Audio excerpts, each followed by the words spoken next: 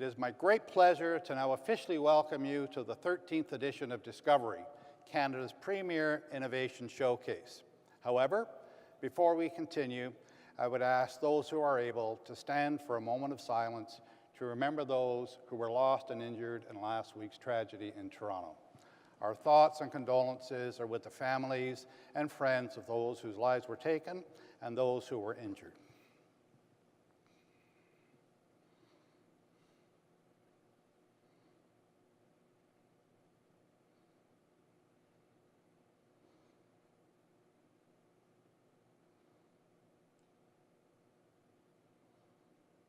Thank you. I would like to start off the event by thanking our generous sponsors for their support of innovation in Ontario and Discovery 2018 in particular. Specifically, thank you to our welcome sponsors, Bell and Honda Accelerator. Also to our Wow Showcase Zone sponsor, JCAII.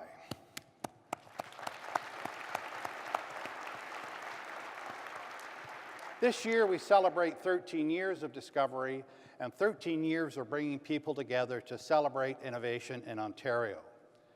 A testament to the strength and vibrancy of Ontario's innovation community, Discovery continues to grow every year.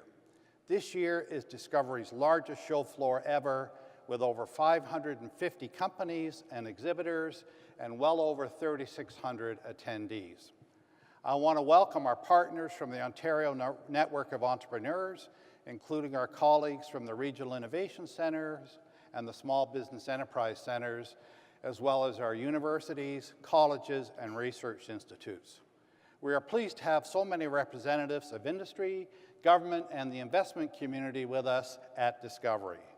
We're happy to welcome our entrepreneurs, a strong contingent of students, as well as international delegations from as far away as China and Central Europe.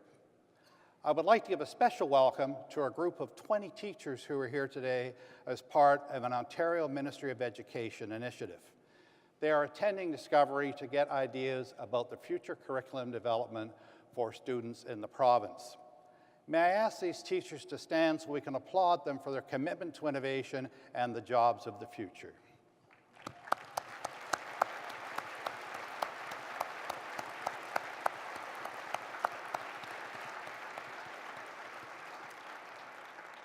At this time, I would like to also give a shout out to the award-winning Canadian robotics team that is in the audience today.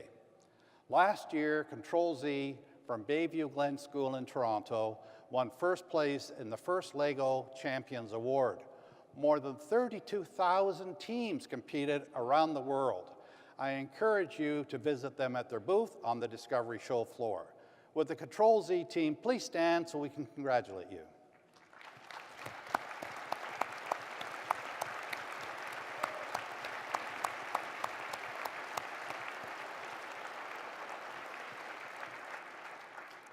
I can assure you that we've been working hard at OCE to deliver our best show yet. This includes a show floor of head-turning What's Next technologies and an exceptionally strong group of dynamic keynote speakers and panelists on topics like artificial intelligence, smart cities, and innovative climate change technologies. We also want Discovery to be a fun and thought-provoking, but we also want it to be productive and valuable. That's why we have created many opportunities for you to do business on the show floor, including our popular B2B and B2G sessions, a new innovation procurement theater, and the Meet an Investor, Ask an Expert zones. Whether you're looking for investors, new private or public sector partners, new customers, or expert advice on mentoring, you definitely have come to the right place. Thank you for being part of what promises to, again, be an exciting and memorable experience. For those using social media, let your followers know what's going on at Discovery by using hashtag OCE Discovery. Please enjoy the next 2 days. Before I ask Michael Nobrega to come forward and say a few words and introduce our keynote panel, we have a special treat that will give you a glimpse of some of the people behind the great innovations happening in Ontario. Please roll the video.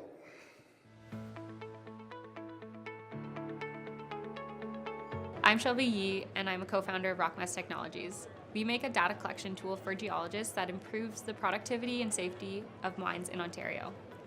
Hey, my name is Justin Ajakwa, and I'm with African Mirror Clothing. What we do is we bring culturally diverse clothing with a pinch of creativity to the people of Ontario. I am Mayan Ziv, and I am the founder of Access Now. We are building a community that shares accessibility information throughout Ontario. Hi, I'm Katie Barnes, and I'm with Little Robot Friends, and we're inspiring the next generation of scientists, technologists, engineers, and mathematicians here in Ontario. My name's Sana, and I'm the co-founder of Ribbit. We're connecting local businesses with consumers and incentivizing consumers to shop locally in Ontario. At Transpod, we are designing and manufacturing the next generation of ultra-high-speed Hyperloop technology here in Ontario. My name is Allie Birch. I'm the co-founder and managing director of UBioDiscovery. We're here to improve the diets and well-being of individuals here in Ontario. I am Matt Rendell, CEO and co-founder of Auto Motors. We're making a difference by leading the self-driving revolution in Ontario. I am Olivia Simmons, CEO and co-founder of Conference Cloud. We make a difference by helping companies stream their conferences both in Ontario and around the world. Hi, I'm Ron Glosman, CEO at Note. We help people work smart with documents using artificial intelligence in Ontario. Hi, my name is Christina Koa, and I'm from Ambience Data. We provide real-time environmental monitoring for both indoors and outdoors in Ontario. Hi, I'm John Kelly with DNA Stack. We are a genomics bioinformatics company based in JLabs, which helps scientists put information into the cloud, based here in Ontario. Hi, I'm Sasha. I'm with Flash Food. We're a mobile app that aims to divert surplus food from going into the landfill and help feed the hungry in Ontario. I'm Tom from Team CERT, and we're producing carbon-neutral fuels for the future here in Ontario. I'm Janelle Hines, and I'm the founder of Helping Hands. We're trying to get youth engaged in their communities while building skills for their future careers right here in Ontario. I'm Melissa Houghton, and I'm with Lumago. With aquaponics, we are making agriculture more sustainable, both economically and ecologically in Ontario. Hello, I'm Joshua Richards from North Origin Games, where we blend entertainment with educational content here in Ontario. I'm Olga Pawluczyk, the CEO of PNP Optica, and we provide smart imaging for food safety in Ontario. I am Rami Abilmona. I'm VP of Research and Engineering at Larus Technologies, and we are revolutionizing safety and security using predictive and big data analytics in Ontario. I'm Alexa Granger. I work at MindTech, and we're helping people regain the use of their arms and hands after a stroke or spinal cord injury here in Ontario. My name's Elena Principato, and I'm from Nick Sensor Limited, and we provide objective color measurement to Ontario. I am Shakima Prince, and I am from Pression, and we are developing smart compression technology to help the people of Ontario.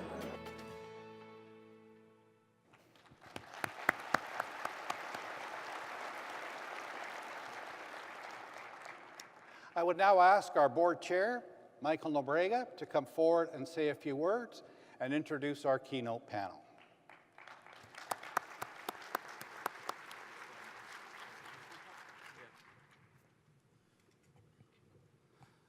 Good afternoon, everyone.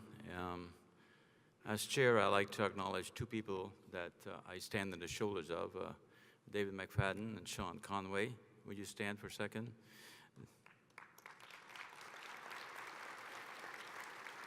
These are the two former chairs that made much of what you see happening today.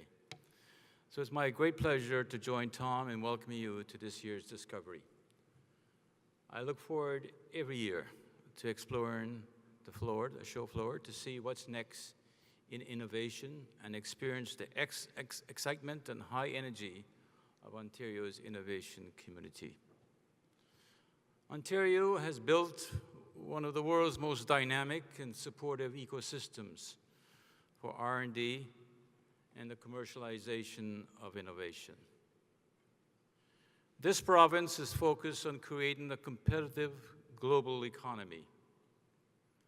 This involves enhancing the infrastructure that supports the scale-up of firms, accelerating technology adoption, connecting emerging tech firms and large anchor firms, as well as attracting investors.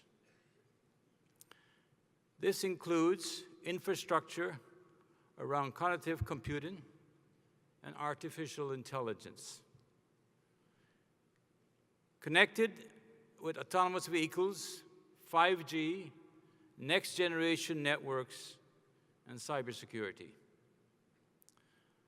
The progress made is in no part due to the tireless efforts made by Ministers Moridi and Del Duca, and previously Minister Duguid, and also Deputy Minister Giles Gersten and Assistant Deputy Ministers John Marshall and Bill Mantell, and the dedication of their team members.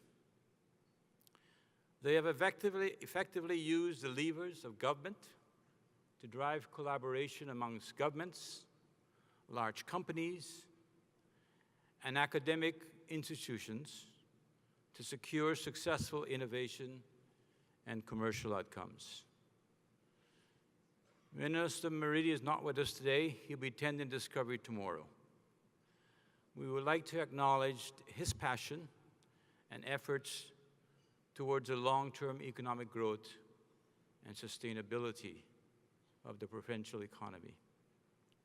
The future looks incredibly exciting for Ontario businesses and for all of us who are committed to building a vibrant economy to support job growth for this generation and generations to come. We're now very excited to bring you our Transformative Technologies Keynote Panel. We are on the brink of some incredibly exciting and visionary developments in technology. Our Transformative Technology Panel will be moderated by Claudia, Vice President, Corporate Development, Planning and Strategic Initiatives at OCE. Let us join me in welcoming Claudia to the stage.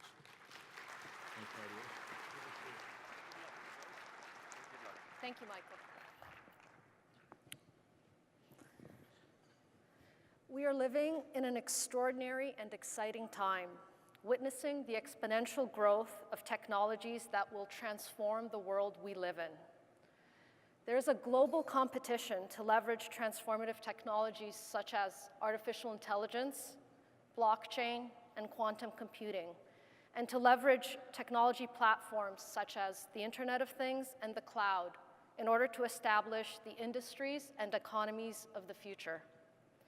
With massively increased capabilities for high-speed networks, ubiquitous connectivity, and AI-enabled analytics and machine learning, there are dramatic changes on the horizon in how we work, live, and play. In this age of accelerated technology development, it can sometimes seem like time is compressing itself. Before we know it, we will be in an almost unrecognizable new world with self-driving cars, energy-efficient smart cities, and the yet unimagined applications of robotics and artificial intelligence in areas such as healthcare, education, financial services, and cybersecurity. Our panel today will help us better understand the opportunities presented by transformative technologies and stimulate our imagination about what might be possible. I will now invite our panel members to join me on the stage.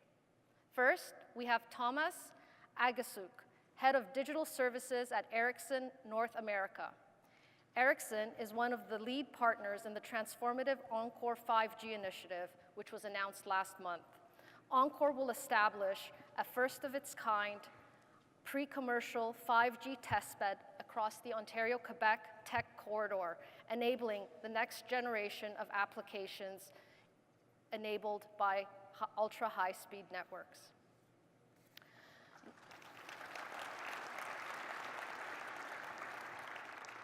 Next is Gail de Cintio, Vice President Operations at Larus Technologies. SMEs like Larus are leaders in embedded technology and automation for mission-critical systems, as well as predictive analytics for decision support.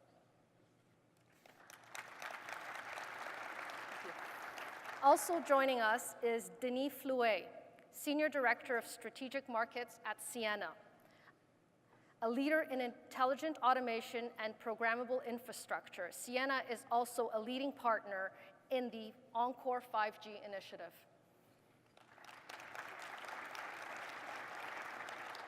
Please welcome Garth Gibson, President and CEO of the Vector Institute. Garth and the team at the Vector Institute drive excellence and leadership in Canada's knowledge creation and the use of artificial intelligence to foster economic growth and improve the lives of Canadians.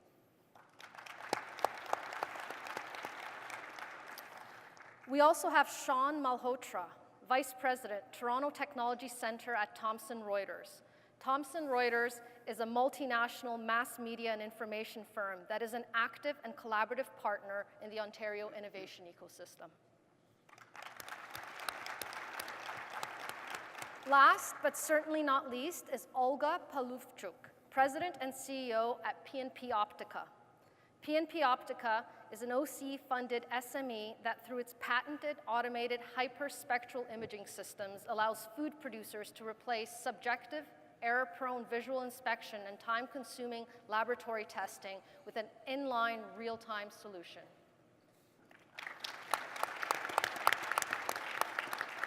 Please join me in giving a very warm welcome to our esteemed panel.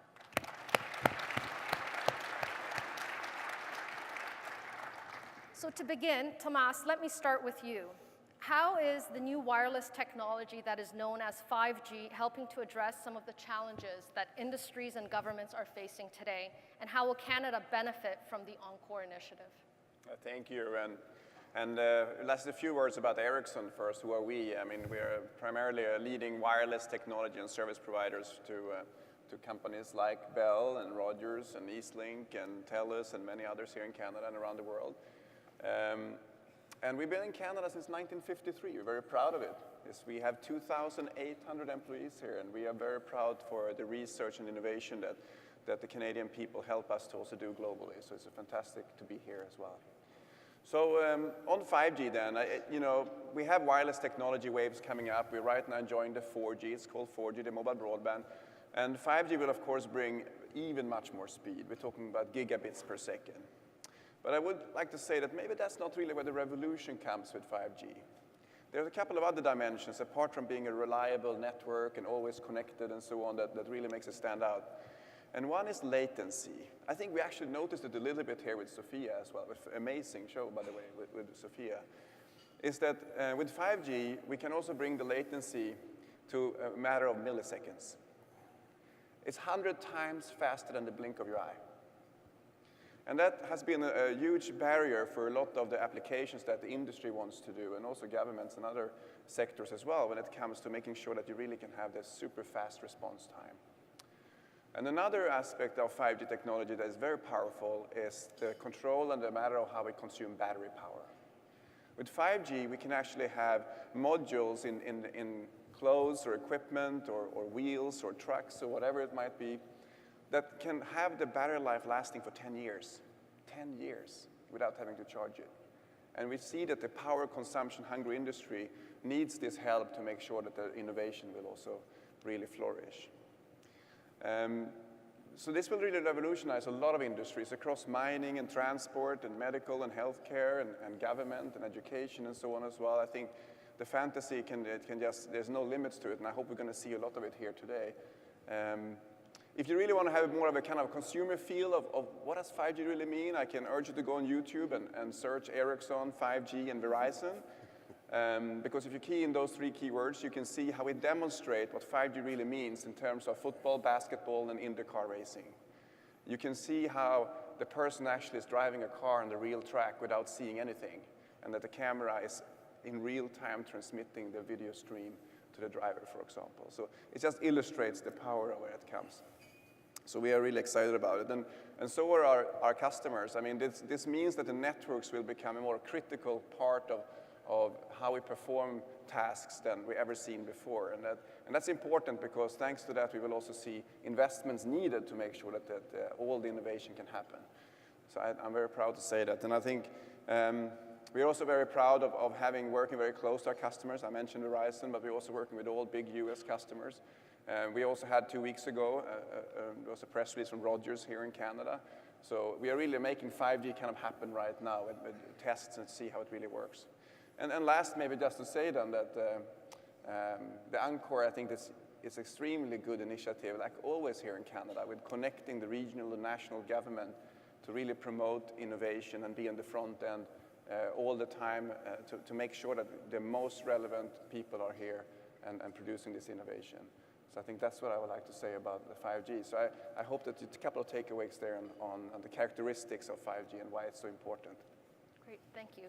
Gail, how can innovative uses of what is known as computational intelligence or machine learning address the demands and challenges facing both public and private sectors, and how can these benefits be delivered through collaborative industrial partnerships? Thank you, Claudia. That's a great follow-up question. Data is being collected and produced more and more. We are in a very data-rich environment, whether it's your emails, your photos, your text on social media, whether it's we're monitoring and tracking and measuring through personal devices, our vehicles, or just our day-to-day activities. And we are collecting so much data, we are consuming all that data, and we need to understand how it can become meaningful. What is the story that the data is trying to tell us? That's the challenge that we have now. There's a lot of information, so how do we translate into that? I strongly believe that we need to have a better way of getting the story, to understand the story that the data is trying to tell us. Once we understand that story, we can figure out, well, where is the story taking us? What is going to happen next? And if we know what's going to happen next with the story, then we're going to have some ideas about how we're going to respond. And it's the innovations in predictive analytics and behavior analytics as part of computational intelligence and machine learning that are going to answer those questions. What's going to happen next, and how should we respond? At Larus, we enjoy searching and challenging those questions. And in fact, I want to give you an example of how we are thinking much more clearly about what's happening next and how we should respond. And through a private-public partnership with March Networks. March Networks is a video surveillance and data analytics company that serves the financial, retail, and transportation industry, came to us with a very solid business problem. How do we leverage our video surveillance technology that we already have? How do we leverage that technology to better serve our customers? So with Larus, we explored that because the video surveillance technology, as you all know, creates an abundance of data, very valuable historical data and vital real-time data. Security teams look at that vital real-time data and go and protect particular clients' assets, employees, and customers. When March Networks and Larus Technologies got together through an OCE program, we explored how we could use our Larus's video analytics solution, which uses predictive analytics and behavioral analytics to do a better job with that information. So not only can we use the information that March Networks and their clients already had to better monitor, track, and detect threats, we could also use that historical information to figure out, okay, we've seen this before. So what could happen? What are the scenarios that might happen next? And based on those scenarios and what we've seen before and what we learned before through artificial intelligence techniques, how is it we should respond? What should we do to make the situation safer? I firmly believe, and I think it's a shared belief, that data scientists specializing in predictive analytics and behavior analytics will be in very, very high demand. It'll be these scientists that'll be working in conjunction with existing organizations with their business problems to understand what do we do next and how should we respond. And what we are finding on the respond piece is there's huge opportunities to use analytics and machine learning to actually have the sensors and the equipment actually help you respond to a particular situation. And that brings us into the realm of Internet of Things, a highly networked Internet of Things, which even has a greater data collection, period. I would like to say that it'll be very important to continue the public-private partnerships so that industry, governments, and data scientists can work together to solve these problems in particular, and the challenges that will be coming up in particular with public safety, infrastructure, and medical health technologies. So in summary, I would just like to say that, we're very, very good at creating data. We're very good at creating data. Now what we need to do is figure out the story that the data is telling us, try to determine what are the scenarios that are going to happen next, and how best we can respond to them together in a safe and effective way for all. Thanks, Gail. Denis, how can industry prepare for the big wave in demand from digital users that is coming with the advent of 5G and the Internet of Things? Yeah, thanks, Claudia, for the question. Let me introduce you to Ciena first. One of the founder of, with Ericsson and others, with Corr. Strong Canadian base, coming from the Nortel days. So been in Ottawa for quite a very long time. Some of us would say 100 years. So quite a strong Canadian arm of the company. We sell optical products. So when you do your iPhone, it runs over a piece of glass somewhere. We're providing connectivity to turn this glass into sunlight, so you can reach out to Google, Facebook, or wherever you guys go. So that's what we do for a living. To answer your question, Claudia, is about how the industry should prepare. When you step back and you look at digital transformation, one thing that we realize is no one can solve it all. I mean, you're talking about sensors. Gail talked about data analytics. Thomas talks about wireless network. I can talk at length about the wireline networks. You talk about who's generating the data, cars, industry. Pick your verticals. There is an ecosystem that will need to come in place in order for those networks to truly materialize and to deliver on the value of what digital transformation is all about. And the word that comes to mind is collaboration. As an industry, we've been good working in our own silo for so long, and we have been all successful doing so. Going forward, we need to open up. We need to learn how to do business with each other, because as I said, you need a complete ecosystem in order to unleash really the value of what you're up to. And initiatives like we have in Ontario with Corr, Sengen, Orion, IBM incubators are great examples of how we have venues now that we can go and really reach out and learn how to do business there, and learn how we need on the network side to better equip ourselves to serve what data analytics is all about, or what the car-to-car needs to have. So we need to have this ecosystem in place in order for unleashing really the power of digital transformation. Thank you. Garth, why is there an apparent burst of AI institutes being created all over the world, and how is Vector unique in its pursuit of the advancements of AI research and applications? Well, the burst comes from rapid change, and the rapid change comes from computing technology. The heart of AI is mathematics and statistics and computer science. For those teachers, mathematics, statistics, and computer science. It's a long sequence of developments. However, every once in a while, the technology creates opportunities. There was an opportunity created at the beginning of this decade when graphics cards, developed to be cost-effective for gaming, became used for computation. And so the bitcoins and blockchains of the world and AI are really taking advantage of those technologies. That changed the price point, that changed the rate of development, that surprised all of us.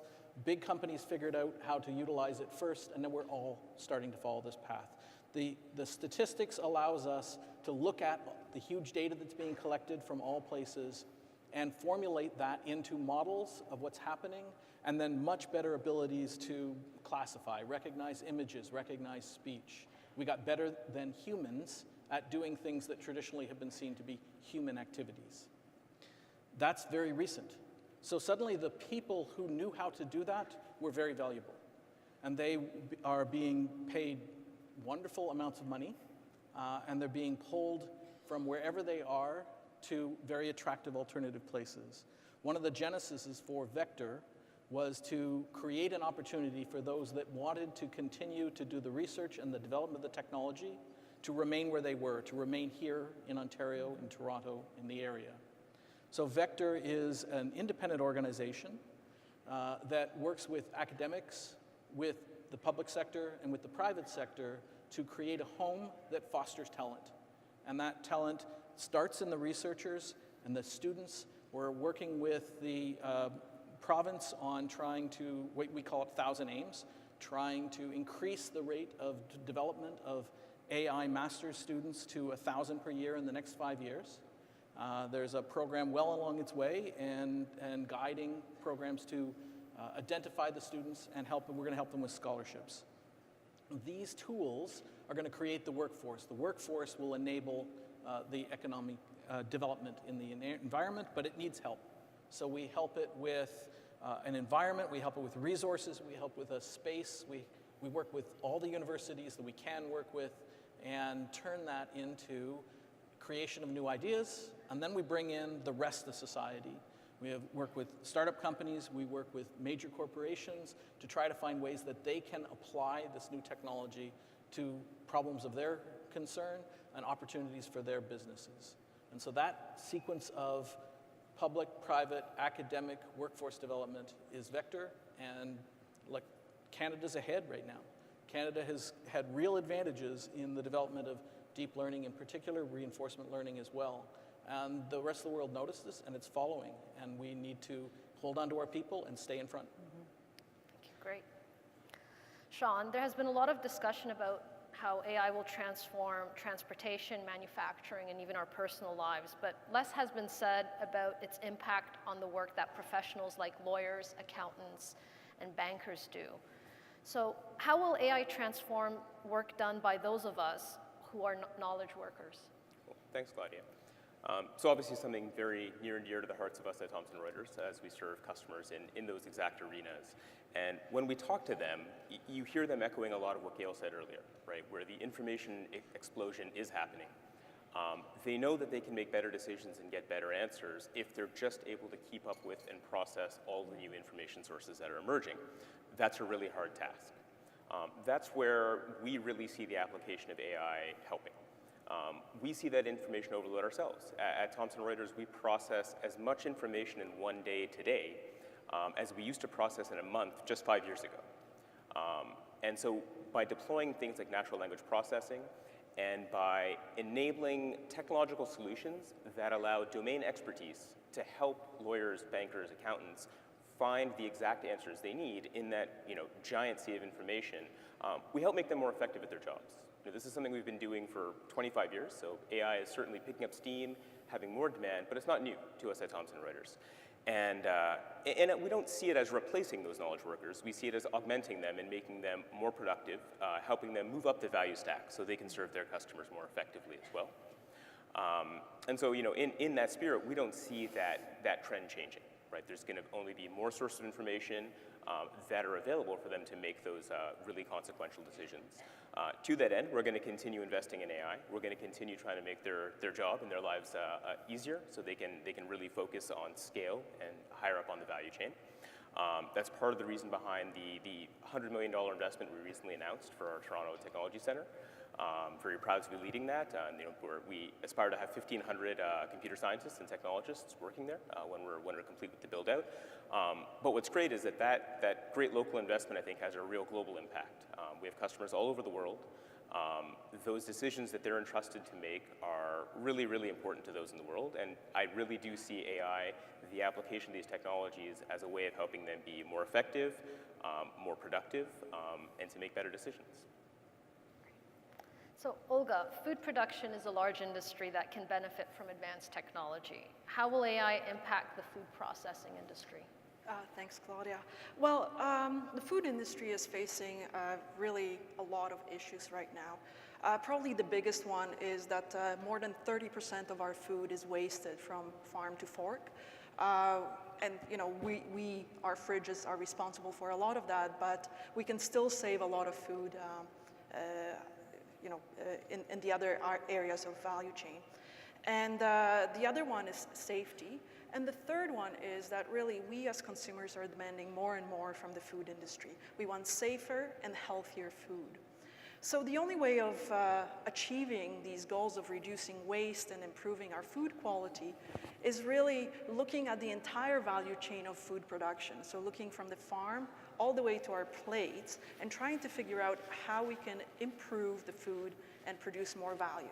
So to just give you an example, recently the Science magazine published an article about tomatoes, where current tomatoes have about 20% less carotenoids and sugar than traditional tomatoes from 60 years ago. So imagine now we can trace nutritional data using sensors like what P&P produces, so smart imaging or chemical imaging, online to analyze a tomato and then correlate that data to all the other data from the value chain production. For example, how has the tomato grown? What was the weather like? What was the amount of light it got? What genetics were used? All of that can be combined only with big data and data analytics or AI. And that's what we're seeing.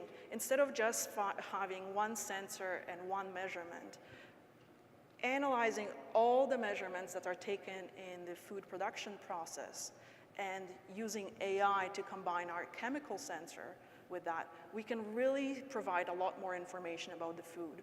So what I envision is really long-term, not only will we be able to reduce waste, but we will start paying more attention to the nutrition of food, and we will be able to predict what given aspects of production change how we feel, how we receive food. I think that's a big problem. In the last 60 years, we have increased the caloric content of the food, but we've also destroyed the nutrition of our food. And we all eat, and food is what makes us live and healthy. So hopefully with AI, we can actually address these huge problems where we can make food more sustainable and healthier. So this next question is a question for all of the panelists. Each of you have described how transformative technologies such as AI or ultra-high speed networks, as in the case of 5G, how these can be used to transform industries and have the potential to solve some very wicked problems when it comes to different sectors, whether it's the food sector or the financial services sector or just more generally other sectors. How far away are some of these solutions? Just to give the audience a perspective, are we talking about things that we won't see come to life 5 years from now, 10 years from now, a week from now? So if each panelist kind of provide their perspective on how far away is this transformation? Well, if I can start on 5G, I think that our customers are going to launch limited services already this year. I think next year we're going to see the ability to do this for fixed wireless access. There are going to be smartphones out there, tablets and so on. I think when it comes to the massive scale of IoT devices, very small, I think we're going to see the kind of scale coming in a year later after that. But from an innovation point of view, we can start already now to explore. Then we know that the cost components and the scale will come in play later on. So. Yeah. I think I agree with you that the pieces are there. It's a matter of getting the pieces to work together. It's the collaboration of all the technologies, all the partners. There needs to be the challenge put forward. There needs to be the funding to resolve the challenge. And because I think the technology is there, it just needs to be working together. And I think you said it best. It's an ecosystem that needs to be developed. Yeah, if you look at it from a technologies perspective, there's a lot we can do today. Yeah, I think there's a lot we can do today with the technologies already exist. I think there's two things. There's first of all, financials, right? So we need people that have a strong belief system that they know that this is where we need to go, and as a result, ready to make the investment, knowing that at this point in time, most of the use case, if you try to do a business case today, I would vote that it will fail, right? Just by the nature of all the investment, but you need your belief system to be there because you know that's going to be the direction you need to go through. So collaboration, yes. Technologies, I would say, not far from all being ready. And the other thing is belief system, faster adoption, and fostering the adoption as well and leadership to really make it happen. I would say it's what is preventing us to really go forward in a very effective way. AI is here. You're already using it. Yep. You ask your computer for directions. It gives you directions. You may just get in the car and let the car drive you there. In some towns, that's already the case. We live with AI on a regular basis. We are imagining new and different uses all the time. Shawn? Yeah, and so I'd echo what Garth just said in that, it's here and it's been shipping for quite some time. My wife is a lawyer, and if, we had a chance to meet with some customers who are in the legal profession as well, not too long ago, and if you hear about what they can do today, how quickly they can find relevant case law versus what it took 10 or 15 years ago, I would argue that has revolutionized. So I think we're at now another scale, where 10 years from now, there'll be another set of revolutions that'll once again allow them to be more productive, that'll allow them to do even more with their time and with their efforts. But yeah, I'd say we're there right now, and we're just going to keep accelerating going forward. Olga? Well, I'll echo probably most of the panelists. I see that our technology probably wasn't possible 10 years ago, but is possible now. However, I am dealing with what one would consider a traditional industry of food production. And what I'm seeing is leadership is needed on all levels, from federal, provincial government, but also the companies. So I was lucky to be participating in this collaboration with IBM, Maple Leaf Foods, and OCE to put this really unique and new technology in traditional food industry. And I hope that within 5-10 years, we'll see much more of that. We'll see that in stores, we'll see it in food production and agriculture as well. Great, thank you. So now I think we should open up the Q&A to members of the audience. We have microphones set up in the aisles, and if you are unable to access the microphone, please raise your hand and our mic runner will bring one to you.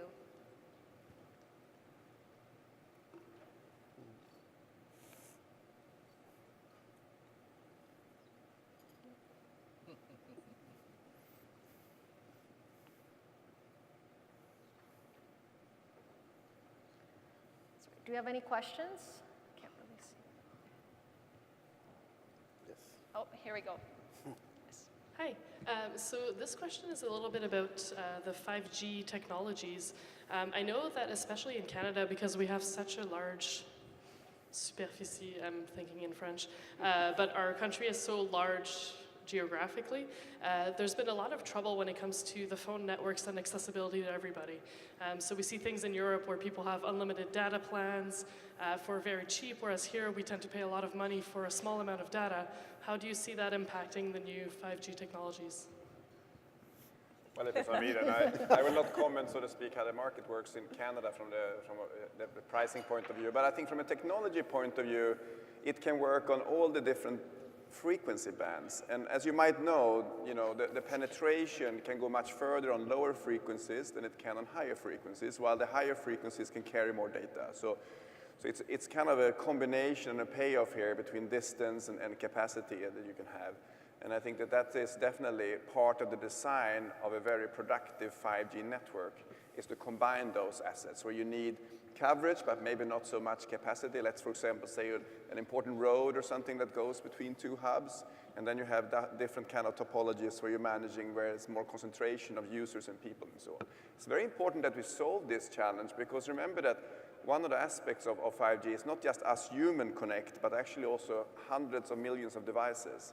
So it is in the design on how to make that actually work, and also very cost affordable, of course. That's also why the battery life, for example, was very important. Thank you. We have a question for Olga from Twitter. What challenges do you face in working with food processors and enabling them to embrace advanced technologies, for example, AI and machine learning? I would say the environment of the plants is very challenging. So how a typical food processor works, they will have 2 production shifts and 1 cleanup shift.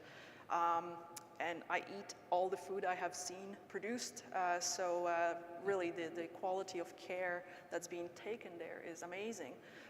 But they use a very high pressure water at high temperature with very corrosive materials.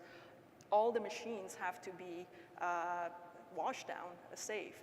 And I think actually that engineering aspect is the biggest issue of bringing AI into food processing plants. Great. So a follow-on question.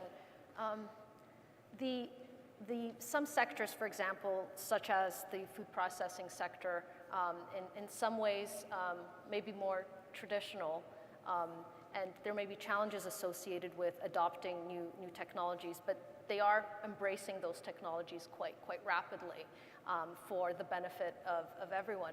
What about sectors that are actually being quite disrupted by these transformative technologies? And can you provide some examples of how we might be able to mitigate the disruption that's happening in those sectors? So maybe I'll start with you, Shawn.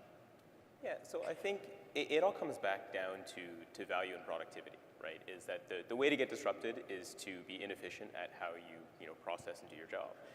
And I think that by embracing these new technologies, and we've seen pretty good adoption across our whole customer base, some of which have traditionally been more slow moving, but they recognize that embracing these new technologies is really the only way forward. Otherwise, you will be disrupted by someone else. So I think people have embraced it, and I think that is why we see it being deployed today and helping people be more productive. Does anyone else have a comment? He's right. So, Garth, in your comments, you mentioned the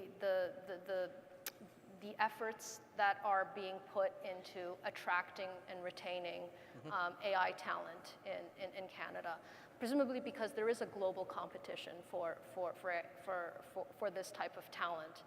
And so the panelists have spoken about what the opportunities are in terms of the benefits of some of these transformative technologies to improve people's lives, to provide improved services, et cetera. But can we talk a little bit about the other aspect of this, the fact that this is a global competition in terms of technology development and leveraging that technology development to provide a competitive advantage for Canada, and what do we risk losing if we don't make those investments? Well, the opportunity, the disruption, the argument was just made that the disruption is worse for those that come last to the party. So that if you embrace the technology, if you utilize it, if you take advantage of it, if you innovate in it, if you compete with it, then you have the more resources to retrain your work, you've got the opportunities to expand your business, then your workplace does better. So that is the number one issue with a global competition, is will our workforce get the benefits of the emerging technology? And so the competition right now is about both exploiting, but also training, developing, creating that ecosystem that can fully exploit whatever we understand. This is why we're working on a full education program, as well as working with the workforce development for your future employees, your current employees, and your ideas on how to take advantage of what's going on. I think we have a couple more questions from the audience over here. Good afternoon. So this question has to do with the 5G service. We already know that 4G services, their servers use a massive amount of energy, and I was wondering, once you provide the 5G service, how are you going to make this a little bit more energy efficient and perhaps have a more environmentally friendly aspect to obtaining that energy for the 5G servers? All right, I can answer that. I think, first of all, I would like to say that for every generation we come out, it's actually much more energy efficient. I think today we have a little base station that is small, like a little briefcase, while if you go back a couple of generations, it was big as a refrigerator, right? So I think we continue to evolve that. And also, I would also say another thing that I believe is good from an environment point of view is that all the stuff that we're installing now in 4G is actually only a software upgrade away from 5G, so we don't have to rip things out and throw it away and then put something else in there. So I think it's very important for Ericsson to take that responsibility. But there are two portions of it. One is, in the network side, and the other one is on the device side, right? We also know that that's very important. I don't know how many of you kind of have to charge your phones more than just once a night, right? So that is why I said as well that it's important also, and that has actually been designed into 5G, that the amount of power that needs to be consumed when the communication happens is absolutely minimum. That's how we can have an IoT device on a truck or something and be there without having to be charged for 10 years. and provide data. So I think that it's in the interest of us to solve that challenge and continue to solve that challenge. Otherwise, we will not see hundreds of millions of devices being connected. Thank you. Question over here. Hi, this is a question regarding food waste that you talked about. I know we are wasting around 30%, but is the wastage mostly during harvesting, or is it transportation, or is it during the retail side that we are wasting food? Well, that's a great question, and actually it really depends on what type of food you're looking at. But I would say overall it's distributed fairly equally, with consumer being responsible for quite a bit of that waste. But actually production is probably the most efficient and least wasting of food, transport and retail, and of course on the farm as well. If something doesn't meet standard, it is thrown out very often.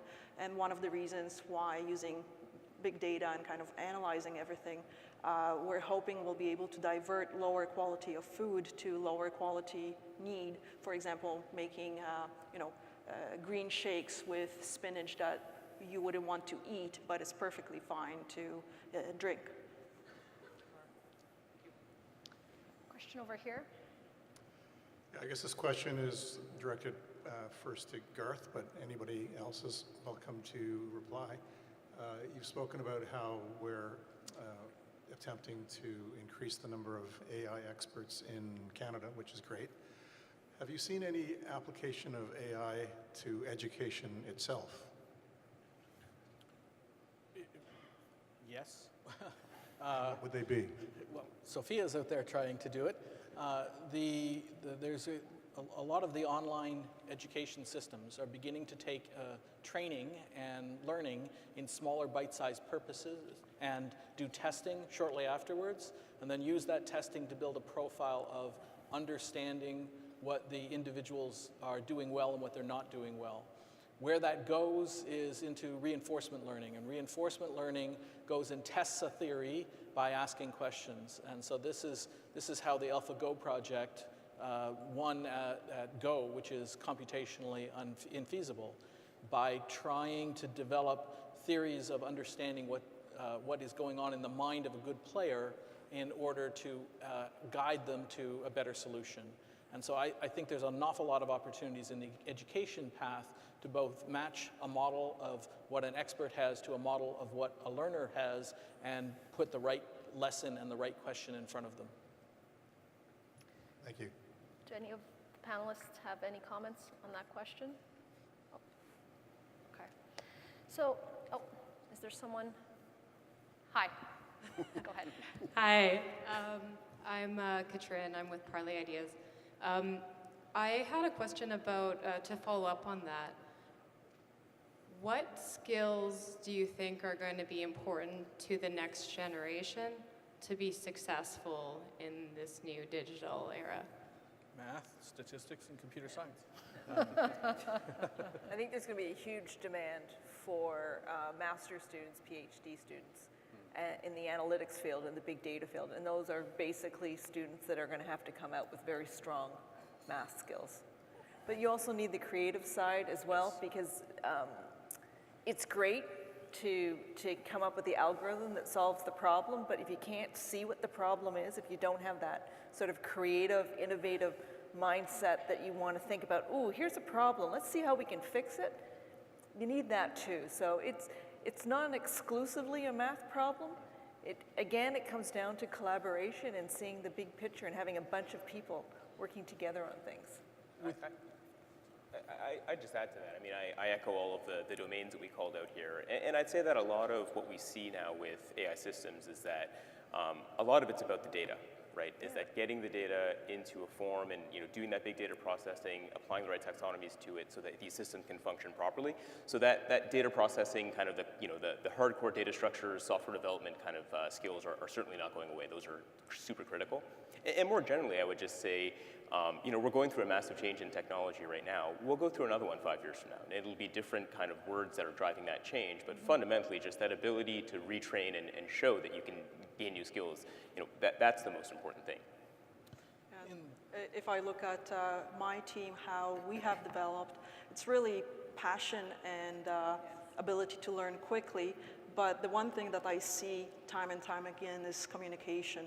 So if you're analyzing data and you're talking with your clients about it or trying to understand what they need, being able to have a good back and forth with your clients is tremendously important. And frankly, communication also allows you to learn faster. So I would say, you know, being more open to the world is becoming more and more important. Curiosity is a wonderful thing, and on every team you need that. You need everyone to be open-minded and curious. I said math, statistics, and computer science. That's the core. The core rarely is what you come in contact with in the application.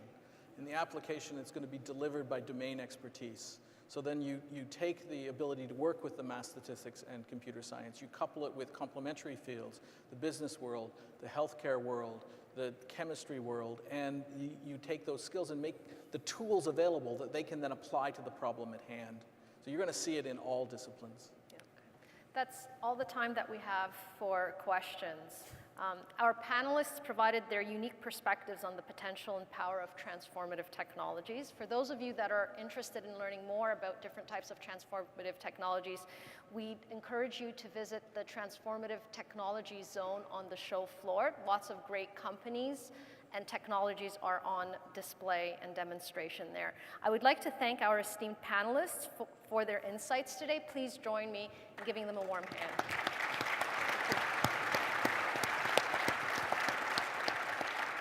Thank you, Claudia, and our distinguished panelists for a very informative and engaging discussion.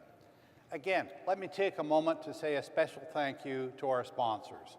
We couldn't hold Discovery without you, and we really appreciate your support. If you haven't already done so, I encourage you to engage with us on social media using hashtag OCEDiscovery.